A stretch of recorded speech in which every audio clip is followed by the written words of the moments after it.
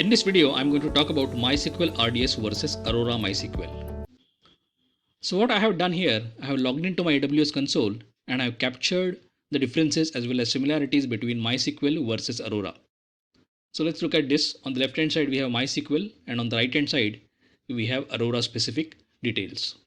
So engine option is MySQL, edition MySQL community, version is MySQL 5.722.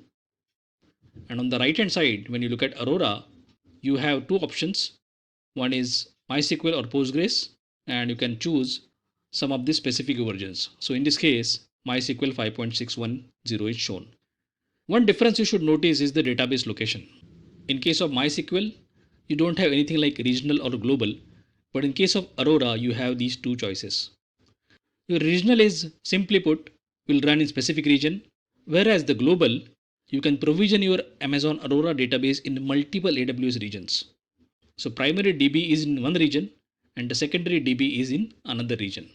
In case there is a failure with the primary, then the failover is pretty quick because the secondary DB is already there in another region. So if you have like applications which cannot tolerate some downtime in few seconds, is going to cause a lot of disruptions in the business, then you can really use global DB, especially the travel sites, e-commerce sites. So those kind of sites which are very important from the uptime perspective. So you can consider global DB. Now in case of MySQL, no concept of global DB there. There is a concept of read replicas supported by RDS MySQL, and you can launch your RDS read replicas in another region. But that is not the same as a global DB. Now when you launch Aurora MySQL, then you have some more options. Now these options are under database features. You can have one writer and multiple readers kind of configuration. So as it says, you can support multiple reader instances connected to the same storage volume as a single writer instance. This is a good general purpose option for most workloads. So if you have read heavy application, then you can point your application so as to use these reader endpoints or reader instances. If the primary is down, then your reader becomes primary, and that is kind of much more quicker compared to your MySQL options. By default, MySQL RDS does not give you such kind of option. So you can achieve that using something known as read replicas. If you look at another feature of Aurora is called parallel query. Now this is something which is very interesting when you have a workload which has a combination of transactional as well as analytical queries. The way the parallel query works is that the analytical queries are pushed down to the Aurora storage layer. Now this is a good option for hybrid transaction analytic workloads. Now in case of MySQL RDS, there is no such option. And the interesting point about this parallel query in Aurora is that there is no application code change is required. The another option with Aurora is called multiple writers. So it supports multiple writer instances connected to the same storage volume. Now this is a good option for when continuous writer availability is required. So if you are expecting kind of very high uptime and you don't want your primary instance or the writer instance to go down, then you can choose multiple writers options. No such option exists for MySQL RDS.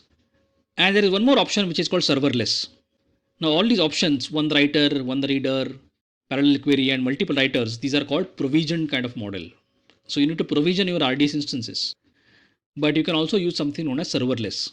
In this case, you don't have to really provision any instances. You just specify the minimum and maximum amount of resources required, and Aurora scales the capacity based on the database load. Now this is good option for intermittent or unpredictable workloads. So if you are actually doing any kind of development, doing testing, or if you want to do some kind of demos, then you can really use serverless. So in case of serverless, you don't really have to really keep your server up and running 24/7. So whenever there is a demand, the serverless Aurora is going to adjust the capacity as required. We will compare these various features in more detail in subsequent videos. Next is templates. This template is nothing but a pre-configured kind of configurations provided by AWS. You can go and always change it. So MySQL provides a production where you can use multi-AZ deployment model. Dev test, so you don't have to really use multi-AZ. And MySQL RDS provides a free tier. So this is very handy. So in fact, we have been running one production workload for over a year without paying a penny to AWS because we utilize the free tier RDS. In case of Aurora MySQL, you have only two templates. One is called production, another is called development and test. Now this is a bit of a disappointment from AWS point of view. I expect that they should also consider providing free tier for Aurora MySQL. Let's look at settings. So when you look at MySQL, then you specify the DB instance identifier. So this is the name. But in case of Aurora, you have to specify the cluster. Remember, Aurora works as a cluster. Even if there is only one primary instance, there is a cluster at the storage level. So that is the reason it is called cluster. So we specify the cluster identifier and we don't specify the instance identifier at this juncture. Then you have standard credential settings, you have username, you can set the password and so on. Here also you can do same thing. In MySQL, there are like currently three classes are supported. One is called standard, memory optimize, and the third one is burstable class. But in case of Aurora MySQL, only two classes are supported. One is called memory optimize and burstable classes. So if you are doing any kind of R&D, if you want to just explore Aurora, then you can use burstable classes, which is going to be very handy and useful to you. And for production grade environments, use your memory optimize classes. So let's look at availability and durability options. In case of MySQL RDS, you have multi-AZ deployment. Now there is a difference here. In the case of MySQL, RDS is going to create a standby instance. So in case your primary instance is down, then the standby instance will be used for serving the traffic. In case of multi-AZ of Aurora MySQL, it creates an Aurora read replica. Now this is different than what happens in MySQL RDS. So in case of Aurora failover, then this Aurora replica or the reader node is promoted as a writer instance or a primary instance. Let's look at the storage differences. In the case of MySQL RDS, you have to allocate the storage. In case of Aurora SQL, no storage provisioning is required. You don't have to really say that I am basically interested in 100 GB or so on. And Aurora automatically scales in increments of 10 GB up to 64 terabytes. And the another difference is that you pay only for the used storage. But in case of MySQL RDS, you have to pay for allocated storage. Now MySQL, it also provides a storage autoscaling. Now this is very good feature where you can enable storage autoscaling and you can also put a maximum storage threshold. So you can go up to like 64 terabyte here as well for MySQL. Connectivity options, you can have your MySQL running in VPC. You can't change the VPC selection once the database is created. That is true for both the cases. Additional connectivity options are also same. So here you specify something known as subnet group. So one subnet must belong to one AZ and another subnet should belong to another AZ. And that subnet group is used for this multi-AZ configuration by MySQL engine. Database authentication, it's pretty much the same. You can use password authentication or you can also use password and IAM database authentication. Database options, we have seen earlier that we have to specify the cluster name. That is something which we have provided earlier. And in this screen, you see the DB instance identifier. In case of MySQL, the DB instance identifier is provided in earlier setting. So you don't have to really do anything over here, but you can specify initial database name. Same thing goes with Aurora MySQL also. Aurora is a cluster, so you can provide certain settings at the cluster level. You can specify parameter group and option group. And if you have like multiple read replicas, so you can use a failover priority so as to choose the appropriate read replica to which you want to failover. Next is backup. You can enable automatic backups for MySQL RDS. You can set the backup retention period and so on. Aurora MySQL stores continuous backups and snapshots in Aurora backup storage within the backup retention period. And you can keep it your automated backups up to 35 days. But you can always create something known as manual snapshots in both the cases. Encryption is supported by both the versions, MySQL as well as Aurora.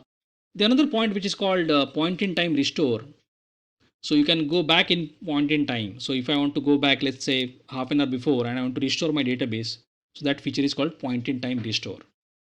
Point in time restore for MySQL RDS requires another RDS instance to be launched. So let's say you want to restore, let's say 1 hour before, then in that case, you cannot restore it to the same RDS instance. But in case of Aurora, it is called backtrack. And backtrack lets you quickly rewind the DB cluster to a specific point in time without having to create another DB cluster. So we'll explore this further in subsequent videos. When you launch RDS for MySQL, then you will see one identifier, DB identifier. You see role as instance and you see MySQL community, region AZ, size, and so on. In case of Aurora MySQL, you see this as a cluster.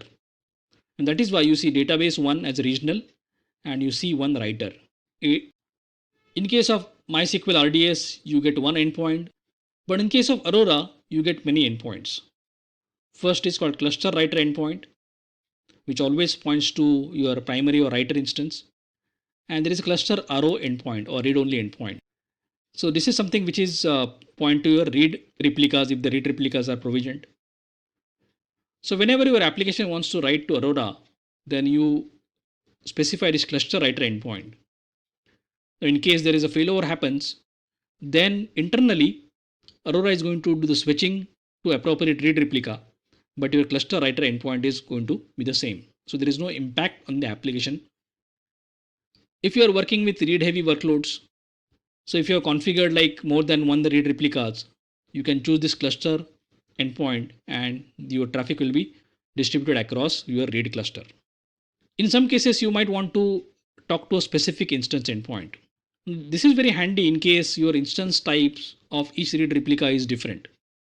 So you might want to distribute your application in such a way that your analytics workload goes to a specific instance type. Fourth one is called custom endpoint. So you can create a combination of read replicas. You can create a combination of instances, and you can say that this custom endpoint is pointing to these specific instances.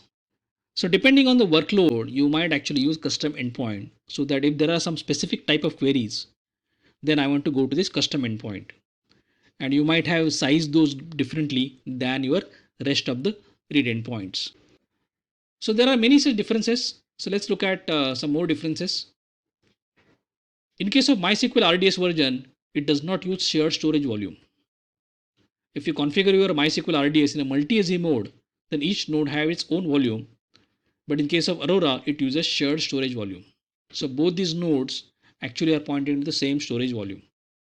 Multi-master mode is not supported by MySQL, but Aurora it is supported. So you can have multiple masters, especially for high availability of our writers. Read replicas. In case of MySQL, you can create 5 read replicas. Aurora provides you 15 read replicas. Automated failover is not there by default in the MySQL, but in Aurora, you have automated failover. So with this, we are coming to end of this video. So by this time, you must have got a kind of fair bit of understanding of differences between RDS MySQL versus Aurora MySQL. So that's all for this video. We have touched upon many points and we have not covered those in detail, but I'm planning to do this in my subsequent videos. If you like this video, please share and subscribe to my channel. Thanks for watching.